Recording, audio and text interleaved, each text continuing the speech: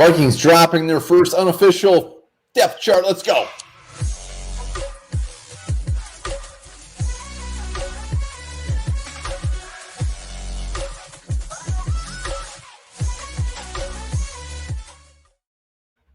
Welcome back to the Onebar and Lupagus show. I'm Onebar with Lupagus. Vikings dropping their first unofficial depth chart. We're gonna take a real long peek at it. Yes, I took a real long peek at a sore I once had in my inner anal cavity. Before we get into that, be sure to subscribe to the channel, like, and comment, and look below here. Underdog Fantasy, promo code SKULL, match your first deposit up to $100. Yeah, remember, hit that in the comments, 10K for a chance to win at least a Vikings jersey when we hit the 10,000 subscribers and more. But let's do it. So there's a few definitely things to look at here. I mean, we're not going to look at every single position. Quarterback, Kirk Cousins, Nick Mullins, Jaron Hall. No surprises there. Yeah. Are we good to move on to running back? Well, there's one here. I'm just a little bit surprised looking at the running back depth chart that Kenny Ngwangu is the second man listed. It just doesn't seem to flow with what we've been hearing and seeing with the practices so far in training camp. Seems like Ty Chandler is the clear number 2, and maybe even DeWayne McBride is the third. So the fact they got Kenny Ngwangu listed as 2, a little bit surprising there. Yeah, but it's just surprising to us. It's not probably surprising to the coaches and whatever. I mean, they're the ones doing this. So what I love about these depth charts is they don't care what everybody's saying. They make the rules. It's their rules. Well, and they do. And it's surprising, but it is what it is. Like, I love it. I love that they're throwing a weird wrinkle into it. Well, and I think a lot of this has to do, I mean, I do think seniority plays a rank in these first unofficial depth charts that come out. Yeah. And I think we see this every year. So even though we're hearing different things, they put this out there. It's a little bit respect the guys who've been here the longest. There's only one fullback, and that's CJ Ham.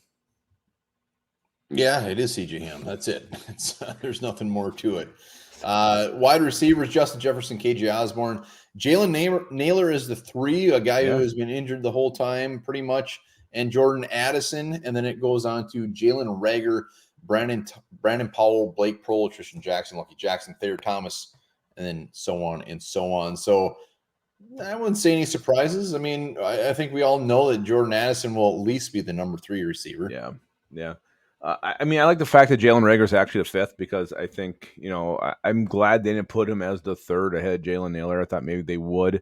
So that is a true reflection of what we've been hearing. Brandon Powell was something like this dude's been ripping it up in camp. So I expect him to end up extending this thing before the final cut day happens. But I think there's nothing really surprising here. No, the key will be that 5th receiver. And right now, Jalen Reagor holds that spot down. Brandon Powell has been having a very good camp. And then it gets into the Lucky Tristan Jackson and Thayer Thomas. So let me riddle you this one, Bar. How high can N'Keal Harry climb on this depth chart? As high as a practice squad will allow him to. That is my answer for that. Yeah, I hope he makes a practice squad. Big size, a guy you can call up if you need. Somebody goes down. But N'Keal Harry, who was it? Will Ragatz was even putting out there that Jacob Copeland has a better chance of making the 53 than N'Keal Harry. There was quite a few Bears roster. Quite a few out there who are fans of Jacob Copeland in that signing.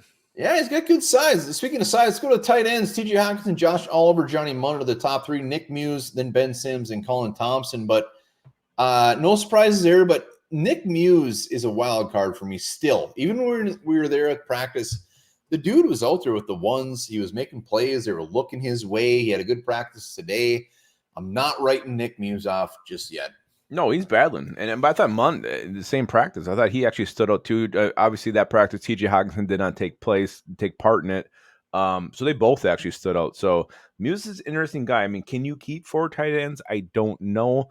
But, man, I like what I'm seeing from him too, though. I agree with you. I would much rather keep 3 tight ends and more defensive linemen or more corners. But we will see.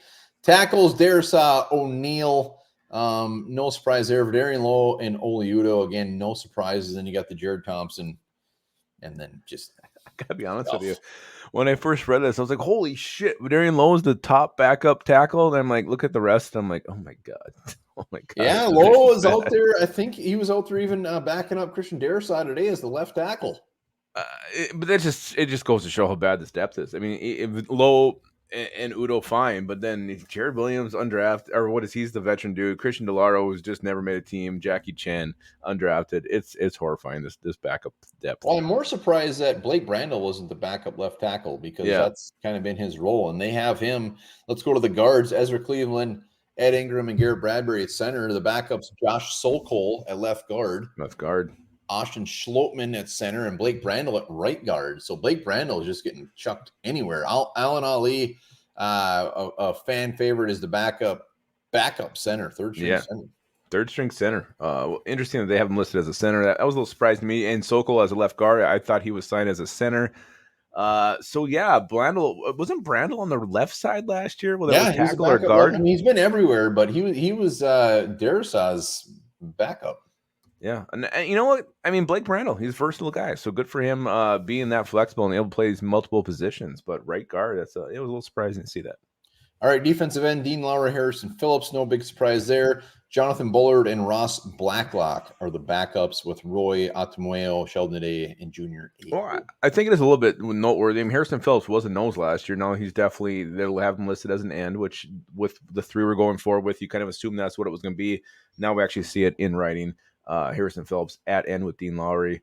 But yeah, now with Jonathan Lynch out, Bullard, Blacklock, I mean, and Roy, I mean, Atamueo too. So there's still a battle here to be had. Who's going to end up filling out this defensive end depth chart? Well, it's a big battle, and I'm not handing this over to Roy just because he's drafting Atamueo, just because they're mid-round draft picks. Bullard and Blacklock, these guys love them, so we'll see. Nose tackles, Tonga, TJ Smith, Calvin Avery. And let's not forget, though, I mean, with the Ja'Kalen Roy, I mean, he can play inside, too, if he had to. But man, you look at TJ Smith, Calvin Avery, it doesn't give you a lot of confidence there, does it? If Tonga does go down. No, our nose tackles are gross. What's not gross? Outside linebackers, Hunter Davenport. Then we got Patrick Jones and DJ Wanham holding it down with Villain, Whitley, Carter, and Beaver. Are the backups. No surprise there. No. And even though that DJ Wanham's a backup right now, I'm still not handing him a roster spot until they actually solidify it, because Villain, Carter is like 2 practices in. We will see. But this one's, I still think, a toss-up. But the fact the initial depth chart comes up like this is, I mean, as you would think it would be. 100%.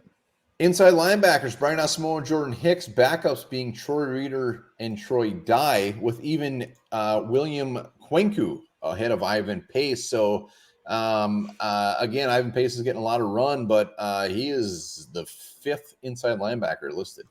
He is. Again, this is another situation where I truly think it's just giving the guys who've been here a little bit more love. But what we're hearing, I mean, Pace is getting reps with the 1, so I expect him to move way up this thing when the final depth chart is released.